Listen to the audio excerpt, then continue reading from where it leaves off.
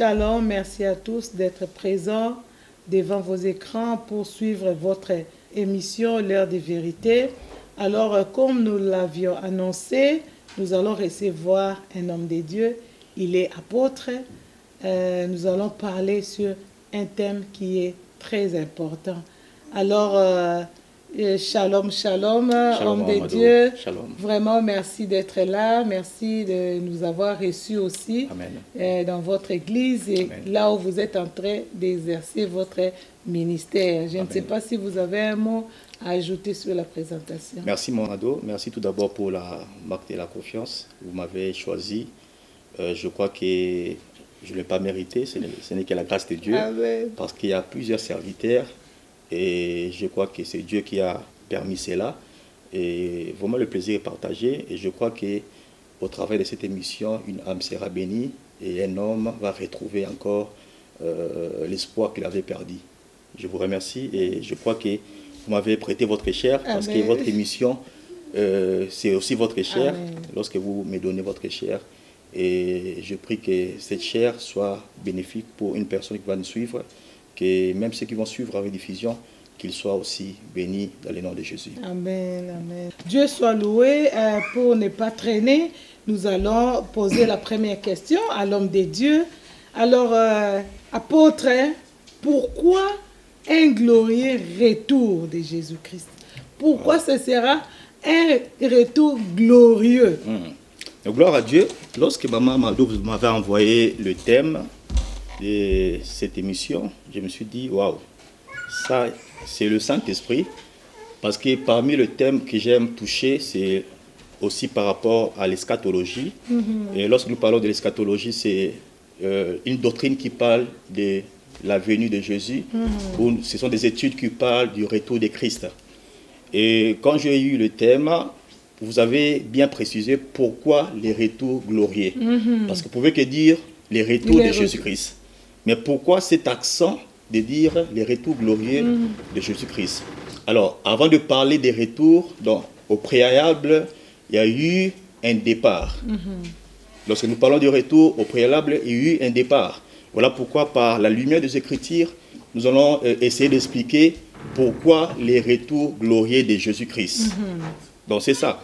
Donc, lorsque nous parlons du retour de Jésus-Christ, comme je venais de dire, donc, au préalable, il y avait un mouvement qui s'est passé. Donc Jésus, tout d'abord, il était venu et il est parti. Alors, selon l'eschatologie, nous avons trois venues de Christ ou trois retours. Premièrement, la première venue, ça s'est passé lorsque Jésus était venu comme l'agneau. Donc Jésus, selon les prophéties que Ésaïe, les prophètes messianiques, avaient lancées par rapport à la venue de Jésus, nous voyons Ésaïe chapitre 9, Ésaïe chapitre 14. Nous voyons qu'Ésaïe avait déjà annoncé plusieurs siècles auparavant qu'un fils devait naître de la Vierge. Et ce fils en question, son nom sera Emmanuel, qui veut dire Dieu parmi les gens. Alors, nous voyons que l'apôtre Paul vient encore nous dire dans le livre des Galates qu'au temps prévenu, Dieu de son amour, il va envoyer son fils né d'une femme et sous la loi que son fils devait vivre. Alors là, nous voyons l'apparition et en théologie, on appelle ça l'épiphanie. Donc l'épiphanie qui veut dire une apparition physique. Là, ça, c'est la première venue. Parce que lorsque nous parlons du retour glorieux de Jésus-Christ, ce n'est pas la première venue, ni la deuxième venue, mais c'est la troisième venue. C'est ça qu'on appelle les retours glorieux de Jésus-Christ. Alors, lorsque Jésus est venu, de sa première venue, il était un homme, comme Philippiens dit, il s'est dépouillé de sa gloire. Il a pris un corps humain et il est venu comme tout homme. Il est passé à la croix, il a accepté la mort de la croix. Voilà pourquoi même l'apôtre Jean le Baptiste, lorsqu'il a vu Jésus, pendant qu'il était au Jourdain, il a dit, voici celui-ci est l'agneau de Dieu. C'est lui qui ôtera les péchés du monde. Donc, la première venue de Jésus-Christ, il était venu comme un agneau pour passer à la croix, pour sauver l'humanité et pour amener le salut à l'humanité. C'est ça qu'on appelle la première venue. Et la deuxième venue, Jésus-Christ va plus venir comme l'agneau, mais il va venir comme l'époux. Alors, l'Église, nous avons comme devoir, comme mission même, je peux dire, d'enseigner le peuple de Dieu par rapport à la deuxième venue de Jésus-Christ. Vous voyez qu'actuellement, nous sommes à l'état où nous sommes à la dernière virage où l'Église attend l'époux. Oui. Alléluia. Donc nous attendons l'époux. Voilà pourquoi nous, en tant que des ministres de Dieu, nous devons préparer la femme. Comme Esther était préparée par les eunuques pendant 6 mois, on doit préparer une église qui soit glorieux, qui soit sans tâche pour attendre l'enlèvement. Et maintenant, après l'enlèvement de l'église, c'est là qu'on peut maintenant parler du retour glorieux de Jésus-Christ. Donc on ne peut jamais parler de la venue de Jésus-Christ comme roi pendant qu'on ne parle pas encore du retour de Jésus-Christ comme l'époux. Comme l'époux. Parce qu'actuellement, nous, l'Église, nous attendons pas la troisième venue, mais nous attendons la deuxième venue. Alléluia. Amen. Je ne sais pas s'il y a encore des questions. Vraiment, merci beaucoup pour cet éclaircissement. Maintenant, quels sont les signes qui nous montrent qu'il vient, disons, il revient bientôt en tant qu'époux? En tant qu'époux, on peut lire, je crois que la Bible nous a tout donné comme richesse. Lorsque nous lisons dans l'évangile de Matthieu, on peut prendre nos Bibles.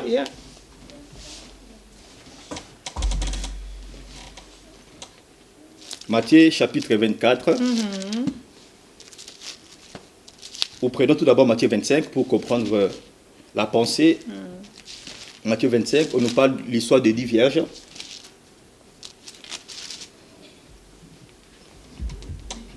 Je vais lire.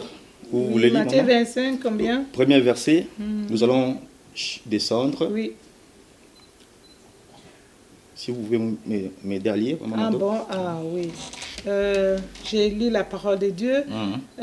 Matthieu chapitre 25. Le premier verset. Verset 1. Alors le royaume des cieux ressemblera à 10 jeunes filles qui ont pris leur lampe pour aller à la rencontre du marié.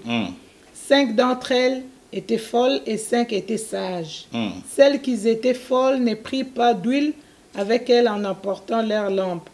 Tandis que les sages prirent avec leur lampe de l'huile dans des vases comme le marié tardait, toutes s'assoupirent et s'endormirent. Au milieu de la nuit, on cria, voici le marié, allez à sa rencontre. Alors toutes ces jeunes filles se réveillèrent et préparèrent leurs lampes. Les folles dirent aux sages, donnez-nous de votre huile, car nos lampes s'éteignent. Les sages répondirent, non, il n'y en aurait pas assez pour nous et pour vous. Allez plutôt chez ceux qui en vendent et achetez-en pour vous. Pendant qu'ils allaient en acheter, le marié arriva. Celles qui étaient prêtes entrèrent avec lui dans la salle des noces et la porte fut fermée. Gloire à Dieu. Plus tard, les autres jeunes filles vinrent et dirent, Seigneur, Seigneur, ouvre-nous. Mais il répondit, je vous l'ai dit en vérité, je ne vous connais pas. Amen. Amen. Alors là, nous voyons, par rapport à votre question, comment cela va-t-il se passer, la deuxième venue, lorsque Christ va revenir comme l'époux. Oui, surtout les signes. Les signes, voilà. Oui. Les signes, là, nous allons voir Matthieu 24. Comment il va revenir comme l'époux? Nous voyons que l'image de la deuxième venue, c'est l'image d'un mariage. Oui. Où on nous présente 10 femmes. Et lorsqu'on parle de la virginité de la femme, ce sont des femmes qui ne connaissent pas des hommes. Donc c'est une personne qui est sainte, qui est propre devant Dieu. C'est ça la sainteté, la virginité. Alors là, nous voyons qu'il y a 5 qui ont gardé leur huile et il y a 5 qui ont perdu l'huile. Or, l'huile, c'est l'image du Saint-Esprit. Oui. Et la lampe, c'est l'image de la parole. Alors là, déjà, nous voyons que lorsque l'époux va venir dans la deuxième venue de Christ, ce n'est pas tout le monde qui seront enlevés. Ceux qui seront enlevés, ce sont des femmes qui ont gardé non seulement leur lampe, mais beaucoup plus leur huile. Voilà pourquoi nous, l'Église de ces derniers temps, nous avons comme objectif de garder non seulement la lampe, mais beaucoup plus l'huile. Parce qu'aujourd'hui, on a beaucoup de gens qui aiment prêcher la parole, parler de Jésus, mais pendant qu'en eux, il n'y a pas encore l'huile. Il n'y a plus l'huile, je peux dire. Alors, qu'est-ce qui fait que non? Et tous, ils ont eu leur lampe et leur huile, mais au fur et à mesure que l'époux tardait, ils ont perdu leur huile. C'est ce que nous voyons aujourd'hui, l'église actuelle, à l'image de l'église de Laodicée, parmi les 7 églises de l'Asie mineure, où l'église a perdu la vraie valeur de l'église. De l'église est endormie, je peux dire. L'Église parle beaucoup de bénédictions. L'Église parle beaucoup de mariage. Or, le but initial de Jésus, c'est de préparer une Église qui est sans tache et sans ride. C'est ça l'Église en question qui a gardé la lampe et qui a gardé l'huile. Alors, par rapport aux signes, là nous voyons Matthieu 24. Oui. Jésus dit à ses disciples, donc il venait de sortir du temple et les disciples parlaient à Jésus, donc montraient à Jésus la beauté du temple. Et Jésus les a dit, il s'est assis à la montagne des Oliviers, ils ont demandé à Jésus quelques questions. Oui. Nous voyons le Matthieu chapitre 24, le verset, on peut commencer au verset 3. Il s'assit sur le mont des Oliviers et les disciples virent en privé lui dire, dis-nous, quand cela arrivera-t-il et quel sera le signe de ton avènement et de la fin du monde? Là, il y a deux questions. Oui. Dis-nous, quand cela arrivera-t-il? Quel sera le signe de ton avènement et le signe de la fin du temps? Je peux dire mes trois questions. Quand va-t-il arriver? Quand? La fin du monde. Quel sera le signe de ton avènement? Donc, le signe de ton retour. Et troisièmement, quel sera le signe des temps de la fin? Donc là, on comprend déjà. La deuxième question, c'est le deuxième retour. Ouais, parce que l'avènement... Non, là, ce n'est pas le troisième retour. C'est le deuxième. Le deuxième retour, ou la deuxième venue. Oui. Hein? Quand sera-t-il arrivé? Donc, le disciple voulait demander à quelle heure, à quel moment, à quelle date. Voilà pourquoi Jésus leur dit, pour vous, il n'est pas nécessaire de connaître ni les jours, ni l'heure, ni la date. Donc, nous, en tant que l'Église, on n'a pas besoin de savoir l'heure du retour de Jésus, non. On doit seulement se garder, se préserver. C'est ça notre mission, de préparer l'Église qui est prête. Or, une personne qui est prête, c'est une personne qui est à l'attente. Une attente qui est active. Il attend un marié. C'est ça l'Église actuelle. Oui. Bon, voilà pourquoi cette question, par rapport aux signes que vous m'avez demandé, quels seront les signes de l'avènement de Jésus? Alors, nous allons voir tout d'abord les temps. On n'a pas besoin de connaître les temps. Parce qu'on a dit, ni les anges, ni les fils, il n'y a que le Père qui connaît les temps. Maintenant, quand nous lisons ces versets, des fois, il y a comme si la Bible se contredise. Non. Comment les fils ne connaissent pas les temps? Quand on dit ni les fils, ça veut dire à la dispensation des fils, Jésus ne connaît pas les temps. Mais à la dispensation du Père, il connaît les temps. Parce que Jésus, il est le Fils, le Père c'est Dieu, le Saint-Esprit c'est l'Esprit. Comme nous voyons à la création, Elohim, donc Dieu a la pluralité. Mais au niveau, dans la dispensation du Père, il connaît les jours, il connaît l'heure et les temps. Mais il n'a pas voulu dire. Il n'a pas voulu dire. Mais à la dispensation du Fils, il ne connaît pas. Vous voyez? Alors, premièrement, les temps, on n'a pas besoin de connaître les temps, nous, en tant que l'Église. Et deuxièmement, la question, c'était quoi? Et quand sera la fin? Quel sera le signe de ton avènement? Alors, par rapport au signe des avènements, et nous voyons ce qui se passe, notre horloge prophétique, il y a trois choses. Il y a l'Israël, il y a la nation ou les nations, et il y a aussi l'Église. Donc, pour connaître que les signes de l'avènement de Christ, nous devons fixer nos regards à l'horloge prophétique. Première horloge qui est l'Israël. Lorsque nous regardons l'état d'Israël, aujourd'hui nous voyons la guerre. Nous voyons que la Palestine et l'Israël, nous voyons la guerre. Donc ce sont des signes que les disciples ont demandé. Quels seront les signes de ton avènement? Pas le temps de la fin. Parce que l'avènement de Jésus, ce n'est pas le temps de la fin. Après l'avènement de Jésus, le monde va continuer. Quels seront les signes? On voit Israël. Qu'est-ce qui se passe à Israël? On voit les choses qui se passent en Ukraine, la Russie. On voit des choses qui se passent même chez nous à RDC. Parce que Jésus les a dit, il y aura des bruits de guerre, des guerres et des bruits de guerre. Des signes qui sont... On voit même les choses qui s'est passées l'autre fois avec le tsunami. On voit les coronavirus. Donc ce sont des signes qui annoncent, des signes précurseurs qui annoncent l'avènement de Jésus. Et il dit encore, et quels seront les signes des temps de la fin. Là, maintenant, nous voyons maintenant la troisième venue de Jésus-Christ. Donc Jésus les a répondu, toutes ces choses, lorsque nous lisons Matthieu chapitre 24, il explique premièrement les signes de sa deuxième venue. Donc avant qu'il revienne pour prendre l'église, il y aura des signes. Il y aura des famines, il y aura des catastrophes, il y aura des guerres, des cris de guerre. Donc ce sont des signes par rapport à votre question. Donc lorsque nous voyons toutes ces choses, nous l'église, nous devons dire que Jésus-Christ doit revenir. Voilà pourquoi même Maman Mado, lorsque nous prions la prière de notre Père, on dit souvent que ton règne vienne. Ça veut dire, nous l'épouse, nous avons ce désir-là d'appeler le royaume des cieux qui vient s'installer.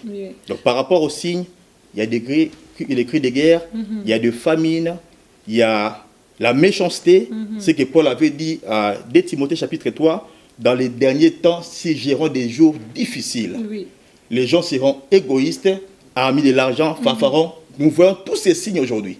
Ce sont les signes qui attestent nous sommes au temps où Jésus-Christ va faire son apparition. Oui, mais ça fait un bon moment qu'on nous parle de son avènement.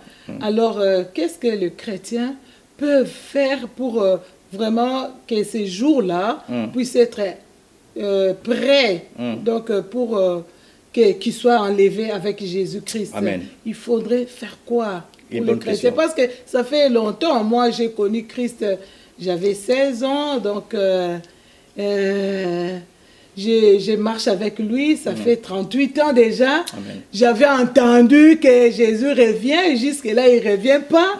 Alors, qu'est-ce que le chrétien doit faire? Donc, comment il doit vraiment se préparer pour cet avènement? Je crois, la Bible nous dit 1000 ans est comme un jour, et un jour comme 1000 ans. Et je crois que vous avez effectivement raison. Ça date que les gens disent, les gens parlent du retour de Christ. Mais le temps que nous parlons, par rapport même au temps de la fin, ça a commencé lorsque le Saint-Esprit est venu dans la vie des apôtres. Vous allez voir que ça fait des siècles que les apôtres ont expérimenté l'apparition du Saint-Esprit. Parce que l'apôtre Jean, Pierre a pris la parole après les jours de la Pentecôte. Il a dit, c'est que Joël a prophétisé. Dans les derniers jours, Dieu répandra son esprit en toute chair.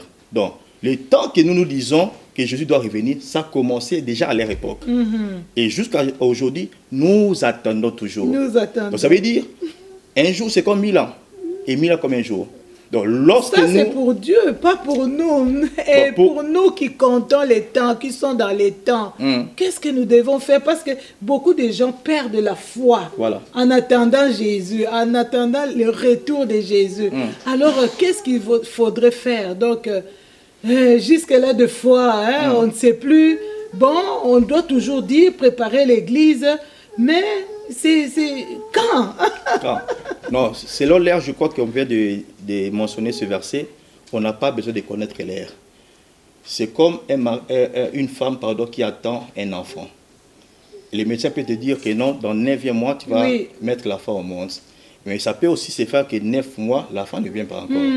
Mais toi, tu as la foi. Ça veut dire, nous, parce que Christ a dit, ces choses doivent arriver, mais ça ne sera pas encore la fin. Mais les femmes qui ont l'Esprit Saint en eux ont déjà les douleurs d'affrontement. Ça veut dire, quand tu es une femme avec l'Esprit Saint, tu peux sentir que non, bientôt ces choses vont se réaliser. Voilà pourquoi le chapitre 25, on nous parle de ces 10 femmes. Il y a 5 qui ont perdu leur huile. Mais comment ils ont perdu leur huile? C'était parce qu'ils ont perdu aussi la foi. La patience. Or, la Bible dit, la foi, c'est une ferme d'assurance. Une ferme assurance. Une démonstration des choses qu'on ne voit pas. Donc, les 5 qui ont gardé leur huile, ils avaient l'assurance. Ils avaient la patience que peu importe les poutardes, un jour, il finira par arriver. Donc, je crois que nous, les chrétiens d'aujourd'hui, nous devons avoir l'attitude des 5 vierges sages de garder toujours cette assurance, de garder la persévérance, mais même s'il tarde, un jour, il finira par arriver. Vous savez, il y a des prophéties que les gens ont dit, aujourd'hui, on voit ces prophéties se réaliser. Même par rapport à Israël, on voit ces choses aujourd'hui. On voit ces choses se réaliser, Mamadou. Donc nous, en tant que des chrétiens, on ne peut pas voir comme les païens voient, que Ezo ou Mila, ça tarde. Non, nous, on sait ce que Dieu a dit, ça finira par accomplir. Donc pour nous, ce n'est pas le problème du temps, des époques, de l'année, non. On sait qu'un jour, nous attendons l'époux. Parce que, je vais épingler quelque chose. En Israël, comment s'est passé le mariage? Lorsque l'époux vient pour... parce que même l'église actuelle, nous sommes encore à l'état du fiançailles. Nous ne sommes pas encore mariés avec Christ. Parce que lorsque Christ est venu, comme l'agneau, il a accompli sa mission. Donc, il nous a fiancés par son sang. Mais le mariage n'est pas encore consommé. Qu'est-ce qu'il a dit à ses disciples? Il vous est avantagé que je m'en aille, afin que le consolateur vienne. Maintenant, le Saint-Esprit est venu pour préparer la femme qui sera mariée. Donc, c'est ça le problème. Donc, nous sommes au temps d'observation, où l'Esprit Saint est en train de préparer l'Église pour l'enlèvement. Alors, les temps de fiançailles, ça peut aussi durer des fois. Voilà pourquoi en Israël, lorsque l'homme venait pour doter la femme, l'homme fiançait tout d'abord la femme, et après le fiançailles, l'homme devait aller se préparer afin de venir prendre sa femme comme épouse. Donc Jésus-Christ nous a fiancés. Donc nous sommes à l'état du fiançailles. Mais le mariage n'est pas encore consommé. Donc nous attendons maintenant la venue, la deuxième venue de Jésus, lorsqu'il va venir maintenant pour nous épouser. Et lorsqu'il va nous épouser, c'est là que nous allons aller pour célébrer la fête des noces. Et c'est ça l'enlèvement. C'est ça l'enlèvement de l'Église. Donc nous, l'Église, nous attendons pas la troisième venue. Nous attendons la deuxième venue de Jésus, l'enlèvement de l'Église. C'est ça. Alors, il faudrait seulement recevoir Jésus-Christ comme Seigneur et Sauveur pour être enlevé. Amen, une bonne question. Oui, on peut voir les Écritures dans le livre des Jean, l'Épître des Jean. Lorsque Jean a rencontré Nicodème, je peux... dit cela. On peut dire c'est mieux pour la bonne compréhension. C'est vraiment une bonne question parce que le royaume des cieux est réservé seulement aux fils de Dieu et aux filles de Dieu. Jean chapitre... nous allons prendre l'évangile de Jean chapitre 3. Nous allons lire le verset premier, même jusqu'au verset 6. Jean chapitre 3, oui. Verset. Premier verset jusqu'au 6e verset. Au 6e, j'ai lu. Or, il y avait parmi les pharisiens un homme du nom de Nicodème, un fils des Juifs. Il vint de nuit trouver Jésus et lui dit, « Maître, nous savons que tu es un enseignant envoyé par Dieu, car personne ne peut faire ces signes miraculeux que tu fais si Dieu n'est pas avec lui. Jésus lui répondit, « en vérité, je te le dis, à moins de naître de nouveau, personne ne peut voir le royaume de Dieu. Nicodème lui dit, « Comment un homme peut-il naître quand il est vieux? Peut-il une seconde fois entrer dans le ventre de sa mère et naître? » Jésus répondit, « en vérité, je te le dis, à moins de naître d'eau et d'esprit, on ne peut entrer dans le royaume de Dieu. Ce qui est né des parents humains est humain, et ce qui est né de l'esprit est esprit. » Amen. Je crois que nous avons toute la réponse dans ces passages. Par rapport à votre question, Mamado, est-ce qu'il est obligé de naître de nouveau ou d'être un enfant de Dieu pour hériter le royaume des cieux? Oui. Parce que sans la nouvelle naissance, il n'y a pas le salut. Voilà pourquoi la raison par laquelle Jésus était venu pour apporter le salut à l'humanité. Voilà pourquoi lorsque Nicodème est venu, pendant que cet entretien s'est passé la nuit, Jésus voulait dire par là, ce qui compte, ce n'est pas le miracle, ce n'est pas des guérisons, mais c'est tout d'abord la nouvelle naissance. Voilà pourquoi nous, l'Église, nous avons vraiment cette mission d'enseigner le peuple de Dieu la parole de Dieu. Parce que ce n'est que la parole qui amène l'homme à la conversion, à la repentance, et cette conversion qui va introduire l'homme à la nouvelle naissance. Voilà que Jésus, lorsqu'il a vu Nicodème, Nicodème lui parlait des guérisons. Il dit que non, personne ne peut faire des choses que tu fais s'il ne vient de Dieu. Donc pour Nicodème, il était stupéfait des choses que Jésus faisait, des miracles que Jésus accomplissait. Mais Jésus lui dit, non, il faut que tu naisses de nouveau. Donc Jésus est allé à côté de cette question. Mais Jésus voulait lui dire, ce qui est primordial, c'est la nouvelle naissance. Voilà pourquoi pour hériter le royaume des cieux, il faut naître de nouveau. Donc Jésus lui dit, en vérité, je te l'ai dit, si un homme n'est né de nouveau, il ne peut voir le royaume de Dieu. Nicodème lui dit, comment un homme peut-il naître quand il est encore vieux? Ça, c'est encore un problème parce que Nicodème, c'était un rabbin, un docteur de la loi, un pharisien qui était zélé aux Écritures, mais il ne savait pas qu'est-ce qu'il savait dire la nouvelle naissance. Oui. Donc, il avait même des problèmes à comprendre c'est quoi la nouvelle naissance. Voilà pourquoi Jésus voulait dire, toi aussi Nicodème, docteur de la loi, tu ne connais pas ces choses. Donc il y a beaucoup qui se disent chrétiens, mais qui n'ont pas part à la nouvelle naissance. Oui, oui. Or, le chemin qui nous amène à hériter le royaume des cieux, c'est la nouvelle naissance. Ça veut dire naître pas de corps, mais naître de l'esprit. De l'esprit. Voilà pourquoi il dit, ce qui est né de la chair est chair, et ce qui est né de l'esprit est esprit. Donc nous, avant d'être enlevés, parce que même l'enlèvement de l'église, c'est quelque chose qui va se passer dans le secret. Oui. La deuxième venue. Ce n'est pas tout le monde qui vont voir l'apparition, l'épiphanie de Jésus. Parce que la parousie, là nous sommes à la troisième venue, tout œil verra l'apparition, la venue de Jésus. Mais dans la deuxième venue, ce n'est pas toute personne. Ah bon? Oui. Donc c'est un retour en secret. Voilà pourquoi... L'enlèvement ne sera pas... Non, parce que dans la deuxième venue, comme la Bible dit, on peut lire 1 Thessaloniciens chapitre 4, il dit que non, au son du trompette, un archange va sonner. Nous voyons même, ce n'est pas un ange, ni un chérubin, mais un archange. Parce qu'un archange, c'est un ange de niveau supérieur. Un archange va sonner la trompette et les morts en Christ seront ressuscités. Et nous, les vivants, nous serons transformés dans un corps glorieux. Voilà pourquoi être chrétien, c'est quelque chose de bien. Être chrétien, c'est l'assurance. Donc ça veut dire, même ceux qui étaient morts en Christ, les jours-là, ils vont écouter la sonnette. Même ceux qui étaient morts, nos familles, ils vont écouter la sonnette là. Mais le chrétien qui marche avec Jésus-Christ, c'est parce qu'aujourd'hui, il y a des chrétiens, ils se disent chrétiens, mais ils ne laissent pas Jésus-Christ les conduire. Ouais. Ils ne conduisent pas leur vie. Là, ce sont ceux qui... Même dans nos églises locales, il y a des gens qui viennent, mais ils n'ont même pas la foi que Jésus attend d'eux. Yes. Non. C'est ce que l'apôtre Paul a parlé. Il a divisé en trois parties, des chrétiens charnels, des chrétiens animaux et des chrétiens spirituels. Ce sont des gens, on les appelle des chrétiens charnels.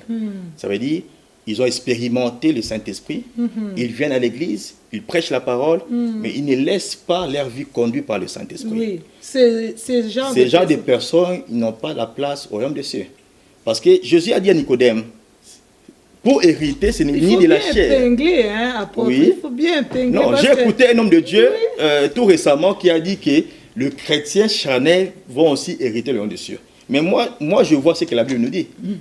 L'affaire du royaume, ce n'est ni de la chair ni du sang. Or, les chrétiens charnels, ce sont ceux qui ont expérimenté le Saint-Esprit. Maman Mado. Donc, ils ont reçu le Saint-Esprit. Ils sont aussi parmi nous. Ils parlent aussi à langue. Mais leur conduite n'est pas bonne. Donc, ils ne marchent pas selon la parole de Dieu. Or, pour hériter le royaume des cieux, il ne faut pas seulement écouter, mais il faut marcher selon les Écritures. Donc là, ce n'est pas moi, je ne peux pas contredire la Bible. Comme les sages-femmes. Voilà. Merci. Donc, ils étaient tous des femmes vierges. Mais au fur et à mesure que l'époux tardait, les 5 ont perdu leur lampe. Ça veut dire, les 5 folles ne marchaient pas conformément à la parole de Dieu. Donc, ça veut dire, les 5 folles étaient des chrétiens charnels. Ce qui est un chrétien charnel, c'est un chrétien qui est emporté à plusieurs doctrines. C'est un chrétien, tu lui vois le dimanche à l'église, le samedi au boîte de nuit. C'est un chrétien, tu lui vois à l'église, tu lui vois aussi, il prend de l'alcool. Donc, ce sont des chrétiens, les gens qui aiment les choses de Dieu. Mais on n'a pas la vie de Dieu. On n'a pas la purité de Dieu. Donc, ces gens de personnes n'ont pas la place au royaume des cieux. Voilà pourquoi, lorsque nous lisons l'épître de Matthieu 25, il y a tout. Il y a tout dedans. Apôtre, après l'enlèvement, qu'est-ce qui va se passer là-bas? Après l'enlèvement de l'Église. Waouh, une bonne question. Alors, après l'enlèvement, dans le ciel, ici c'est la terre. Mais d'abord dans le ciel, parce que nous serons enlevés. Voilà. L'Église va être enlevée Et nous allons célébrer les noces pendant 7 ans. Hein? Alors, pendant 7 ans, et la deuxième venue, lorsque Christ va apparaître, Épiphanie. Avec les chrétiens spirituels. Ouais, donc ceux qui sont nés de nouveau. Parce que même pour écouter les sons du trompette, il te faut le Saint-Esprit. Parce que ce n'est pas une trompette physique, mais spirituelle. Donc, pour écouter ces sons, il te faut le Saint-Esprit. Voilà pourquoi même les morts en Christ, c'est même l'image, je peux dire, l'image de Lazare. Lorsque Jésus est allé pour réveiller Lazare, Jésus a crié, Lazare sort. Or, Lazare, c'est un nom commun. En Israël, il y a plusieurs Lazare. Mais on voit qu'il y a un Lazare qui était l'ami de Jésus qui était sorti. Pourquoi? Parce qu'en enlèvement, ce sont que des amis de Jésus qui seront enlevés. C'est ça le problème. Il y avait plusieurs Lazare, un nom commun. Mais on voit qu'il y a un Lazare qui sort. Pourquoi? Parce qu'il a écouté la voix. Oh, la trompette, c'est la voix. Lorsqu'il a écouté la voix, les morts en Christ, Lazare qui était mort en Christ, il s'est réveillé. Amen. Et il est sorti du tombeau. Donc c'est ça l'image de l'enlèvement. Comme les brebis de Jésus, ils entendent. Ils attendent. Mes brebis attendent ma voix et connaissent ma voix. Amen. Et nous allons voir même l'enlèvement d'Enoch. Ce sont des préfigurations de l'enlèvement de l'Église. Donc Enoch marchait, il obéissait, il avait la crainte de Dieu et il fut enlevé. On n'a pas trouvé Enoch. C'est comme aussi, nous voyons l'histoire d'Élie et Élisée. Élie était enlevé devant Élisée. Élisée est resté, mais Élie est parti. C'est ça qui va se passer. Amen. Donc Élisée était à l'état des chrétiens qui ne sont pas encore prêts pour être enlevés. Mais Élie, c'était le type des chrétiens qui étaient prêts pour l'enlèvement. Donc c'est ça, Mamadou. Amen. Gloire à Dieu. Et sur terre, qu'est-ce qui va se passer? Voilà. 7 ans, nous allons être enlevés pour célébrer la fête des noces. Alors, je vais encore imprimer quelque chose là-dessus. Les chrétiens qui seront enlevés, pour eux, il n'y a pas le jugement. Non. Nous allons prendre ce qu'on appelle la récompense. Donc, Jésus-Christ va nous récompenser pendant ces 7 ans. Il va nous dire des choses bien, des choses bonnes qu'on a fait. Donc, pour nous, il n'y a pas le jugement. Nous serons récompensés. Alors, ceux qui vont rester ici sur la terre, ils vont traverser des moments très difficiles. Vraiment très difficiles, Mamadou. Parce que la Bible nous parle de ces temps. Et ces temps est divisé en 2 parties, c'est 7 ans. Pendant que nous, l'Église, nous serons 7 ans avec Christ pour célébrer les noces. Et ici sur la terre, l'Antichrist va faire son apparition. Parce que selon même la Bible, lorsque nous lisons même le livre de l'Épître des 2 Thessaloniciens, on nous parle ce qui maintient l'Antichrist de commencer son œuvre, c'est l'Église. Sur le Saint-Esprit. Dès lors que le Saint-Esprit est encore ici avec l'Église, l'Antichrist ne peut pas faire son apparition. Voilà pourquoi l'Antichrist, lorsque l'Église sera enlevée, c'est là qu'il va apparaître. Et lorsque nous serons pendant 7 ans pour célébrer les noces, et si l'Antichrist va faire son apparition, parce que les agents d'Antichrist travaillent déjà. On les appelle les faux prophètes. Les faux apôtres, les faux docteurs, les faux Christ. Donc, ils travaillent déjà. Parce que dans la dispensation, le diable imite ce que Jésus fait, ce que Dieu fait. Donc, l'Antichrist, c'est l'image, je peux dire, du Saint-Esprit. Ou du Fils, je peux dire. Parce qu'il y a Satan qui est l'image de Dieu, et il y a l'Antichrist qui est l'image du Fils, et les faux prophètes, l'image du Saint-Esprit. C'est de même la dispensation du Père, Fils et l'Esprit. Lorsque le Père a créé le monde était sous oppression de l'ennemi après la chute de l'homme, et le Père a envoyé les fils. Les fils étaient venus, le Fils a racheté le monde, le Fils est allé. Maintenant, le Fils a envoyé le Saint-Esprit pour préparer l'Église. De même, l'Antichrist, avant son arrivée, il a déjà envoyé ses agents pour préparer les terrains. Alors, lorsque l'Église sera enlevée, c'est là qu'il va faire son apparition. C'est ça ce qui va se passer. Alors, pendant ces 7 ans, c'est divisé en 2 parties. 3 ans et demi ou 42 semaines. Si nous lisons le livre de Daniel, il explique ces choses. Alors, pendant ces temps, il y a premiers 3 ans et demi, c'est ce qu'on appelle la tribulation. Parce que l'Antichrist, il va faire son apparition, et il va faire l'alliance avec les nations, il va faire l'alliance, même Israël va croire à cet homme qui est l'Antichrist. Et après les 3 ans et demi, avant même qu'on tombe au deuxième année, au troisième année, de 2 ans et 3 ans et demi, l'Antichrist va amener la paix. Donc, il va donner l'apparence d'amener la paix. Il va donner l'apparence qu'il est mieux que Jésus. Donc, c'est quelqu'un qui va gouverner presque le monde entier. Et il va amener des idées que tout le monde doit avoir un seul monnaie. Donc, il sera quelqu'un de bien aux premiers 3 ans. Et après cela, il va commencer maintenant à interdire les offrandes, interdire les sacrifices au temple. Et Israël, comme... À ceux-là qui vont rester. Ceux qui vont rester. Donc, ça veut dire, ceux qui vont rester, l'Antichrist va interdire même les églises. Oui. Parce qu'aujourd'hui, nous prions. Nous avons cette liberté de prier, de lire nos Bibles. Mais lorsque l'Antichrist va faire son apparition, il n'y aura plus la chance. Donc, voilà pourquoi nous, les chrétiens, nous devons nous préparer à la deuxième venue. Amen. Parce que voilà pourquoi la Bible dit, ceux qui persévéreront jusqu'à la fin seront sauvés. Donc là, on parle ceux qui vont rester. Oui. Donc ils doivent persévérer. Parce que lorsque l'église sera enlevée, le Saint-Esprit va plus fonctionner comme il fonctionne aujourd'hui. Donc les choses seront tellement difficiles, Mamado. On a vu même à l'époque des coronavirus, les gens, on vivait des choses compliquées.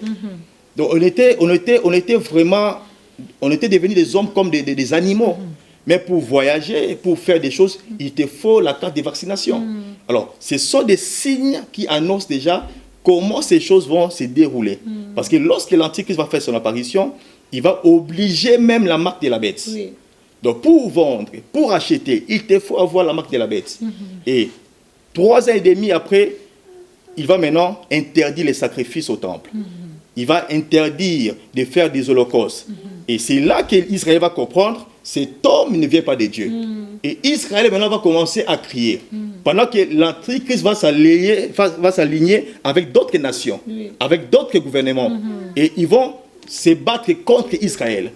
Et c'est là qu'Israël va commencer maintenant à crier. Qui n'ont pas cru en Jésus-Christ. Et c'est là que l'Israël va commencer maintenant à crier. Et lorsque Israël va crier, à cause de l'alliance. Parce que Dieu est tellement sensible à cause de l'alliance. Lorsque Israël va crier, c'est là maintenant, Dieu dans sa souveraineté, il va juger que nous, l'Église, et lui, nous puissions descendre pour aller sauver Israël. C'est là maintenant qu'on appelle la troisième venue. À suivre. Les retours glorieux de Jésus-Christ. Et ça que l'on appelle à la théologie la parousie. De la parousie, c'est maintenant une apparence physique. Donc, il va faire les retours avec l'Église parce que Jésus a dit, là où il est, là où nous aussi nous devons être. Voilà pourquoi, lorsque nous serons déjà mariés avec Jésus, nous serons toujours avec Jésus. Donc, pour venir sauver l'Église, nous allons descendre, nous, avec Jésus, avec des chevaux. Donc, voilà pourquoi c'est très nécessaire d'être enlevé à la deuxième venue. Donc, la troisième venue, c'est ça qu'on appelle les retours glorieux de Jésus. Donc, il y a beaucoup de choses qui vont se passer. Et lorsque nous allons retourner, nous allons trouver... On va en parler. On va en parler pour on n'a plus le temps. Donc, gloire à Dieu. Le temps file tellement, vraiment. Gloire à Dieu. Je ne sais pas si vous avez un mot à dire, un conseil à donner à ceux-là qui viennent même dans les églises et qui ne croient même pas en Jésus, qui n'ont même pas donné leur vie à Jésus-Christ. Quel conseil donnerez-vous? Oui, je crois que tout ce qu'on vient de dire, ce sont des conseils. La Bible dit à quoi sert à l'homme de gagner tout ce monde s'il perd son âme. Le conseil à donner est qu'après avoir écouté cette parole, cherche à connaître qui est Christ, répands-toi de tes fautes, parce que pendant que l'enlèvement n'a pas encore été accompli, on a encore la chance à se convertir, à se repentir pour être enlevé. Donc, toi qui as écouté cette parole, je prends l'image de Zachée. Zachée, c'était aussi un fils d'Abraham. Et lorsqu'il a vu Jésus passer, il a dit à Jésus, il est allé regarder Jésus, il est monté sur le sycomore, et Jésus, lorsqu'il a vu Zachée, il a dit, aujourd'hui, je vais venir chez toi. Mais pourquoi Jésus a préféré d'aller chez Zachée? Parce qu'il avait vu la disposition du cœur de Zachée. Donc après avoir écouté cette parole, dispose ton cœur à Christ, crois au Seigneur Jésus-Christ. Comme la Bible dit, crois au Seigneur Jésus, tu seras sauvé, toi et ta famille.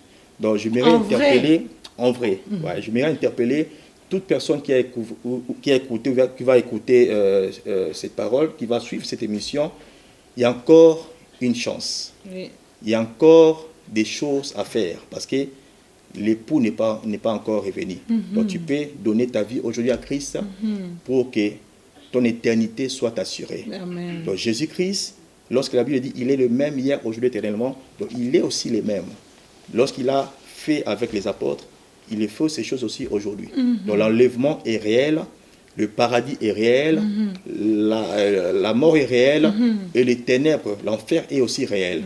Donc j'aimerais interpeller toute personne qui va nous suivre de donner sa vie à Christ pour assurer sa vie. Amen. Pas seulement sa vie, la vie de ses enfants et aussi la vie de sa famille. Amen. Que Dieu nous bénisse. Amen, amen, amen. Amen. Merci beaucoup vraiment, homme de Dieu, pour cet éclaircissement. Amen.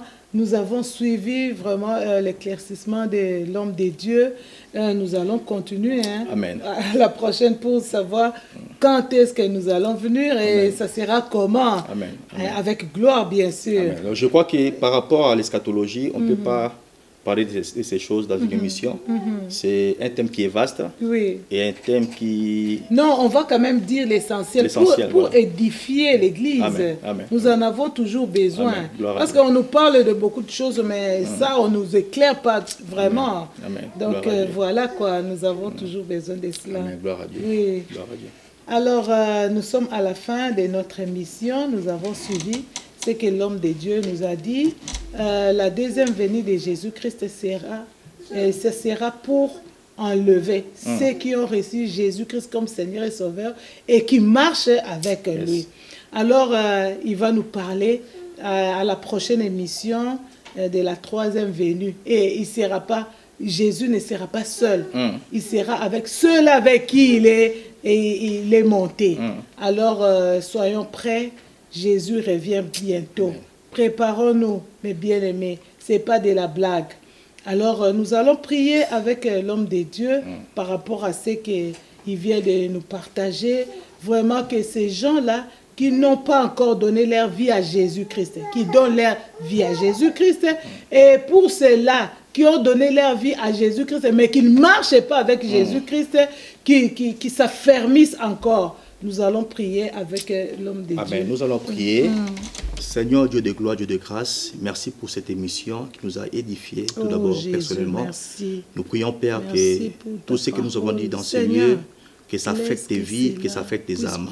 Nous prions Seigneur que l'Église actuelle soit préparée pour l'enlèvement. Nous ne voulons pas Seigneur prêcher seulement des bénédictions, prêcher Seigneur le mariage, prêcher Seigneur le voyage, mais nous voulons parler de l'enlèvement de l'Église. Nous voulons, Papa, préparer une Église qui est prête, qui est sans tache, sans ride.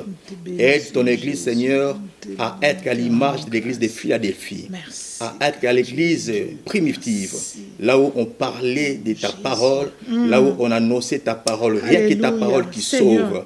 Car celui qui croira à ta parole, c'est lui qui sera sauvé. Emmène-nous, Seigneur, encore à la profondeur de comprendre qui est Jésus-Christ. Nous voulons, Seigneur, que cette parole puisse affecter toute personne qui va écouter, même en rediffusion. Nous voulons que, Seigneur, que toute personne soit prête, préparer une épouse qui est prête, préparer une église qui est prête. Laisse que ton esprit, Seigneur, nous interpelle encore à chaque fois, Papa, où nous voulons aller à côté de ta parole. Nous prions, Seigneur, que cette émission puisse encore bénir, non seulement ici en Allemagne, mais jusqu'aux extrémités de la terre. Selon tes prophéties, tu as dit, lorsque la parole sera annoncée partout dans le monde, c'est là que tu vas retourner pour prendre l'église. Laisse que Yahweh, cette émission soit un canal qui va édifier des hommes, des femmes, qui va édifier des couples, qui va édifier des familles. Nous te sommes reconnaissants pour ces moments favorables. Bénis encore Maman Mado, bénis toute l'équipe, bénis la média, bénis Seigneur la technique, bénis Seigneur toute personne qui s'est donnée afin que cette émission puisse se réaliser. Dans les noms puissants de Jésus, nous t'avons ainsi prié. Amen. Amen, amen, amen, amen. Acclamons la parole de Dieu. Vraiment, merci de nous avoir suivis. Nous allons passer à la signature. L'homme de Dieu va écrire un mot pour l'heure de vérité. C'est que Dieu a mis dans votre cœur. pour l'heure de la vérité ici. Et voilà, nous sommes à la fin. Vraiment, nous allons nous retrouver prochainement pour un autre numéro de l'heure de vérité. En tout cas, restez bénis et puis soyons prêts car Jésus-Christ revient bientôt. Shalom et nous aurons la suite de l'émission avec l'apôtre. Shalom.